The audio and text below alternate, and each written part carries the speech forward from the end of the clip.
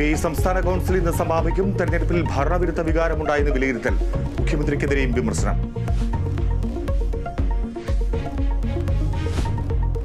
Copa America ഫുട്ബോളിൽ കാനഡയെ തകർത്ത Argentina ഫൈനലിൽ. ജയം എതിരില്ലാത്ത 2 ഗോളിന്. യൂറോ കപ്പിൽ ഫ്രാൻസിന്റെ 1-നെതിരെ 2 ഗോളുകൾക്ക് കീഴടക്കി സ്പെയിൻ ഫൈനലിൽ.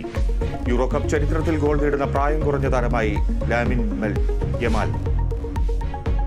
മലയാറ്റൂരിൽ കിണറ്റിൽ വീണ കുട്ടിയാനെ രക്ഷപ്പെടുത്തി അമ്മയാന. ദൃശ്യങ്ങൾ കേരള വിഷൻ ന്യൂസിന്. കാട്ടാന ശല്യത്തിൽ പ്രതിഷേധവുമായി നാട്ടുകാർ.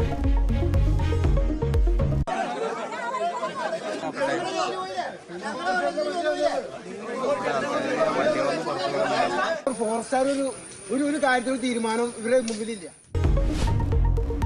കോളറ പ്രതിരോധ പ്രവർത്തനങ്ങൾ ഊർജിതമാക്കിയ ആരോഗ്യവകുപ്പ്. രോഗലക്ഷണങ്ങൾ കണ്ടാൽ ചികിത്സ തേടണമെന്ന് മുന്നറിയിപ്പ്. നെയ്യാറ്റിൻകരയിലെ 4 പേരുടെ പരിശോധനാ ഫലം ഇന്നറിയാം. കാസർഗോഡ് പടന്നക്കാട് കാർഷിക കോളേജിൽ അധ്യാപക ക്ഷാമം.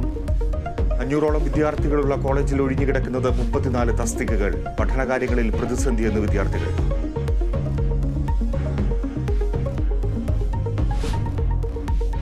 ഗാസയിൽ ഇസ്രയേലിന്റെ വ്യോമാക്രമണം. അഭയാർത്ഥി ക്യാമ്പിലെ ആക്രമണത്തിൽ 29 പേർ കൊല്ലപ്പെട്ടു.